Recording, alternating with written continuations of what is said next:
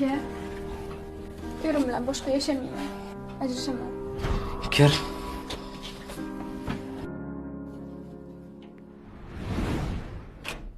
Yaxshi qilsan singlim qaytib kel. Nima qilasan unaqa yer bilan yashab? Yoqmadimi? Ajrash. Bu yering yoqmagan bo'lsa, boshqasiga turmushga chiqasan. Unisi ham yoqmasa, yana boshqasiga turmushga chiqasan. Bizlar o'ylab nima qilasan? Biz erkak emasmiz-ku. Menmi betam eshik terisidan qalin bo'lib ketgan. Bizda or, nomus, g'urur degan narsalar umuman yo'q. Yuramiz ko'chada gap so'zlarga e'tibor bermasdan, bez bo'lib.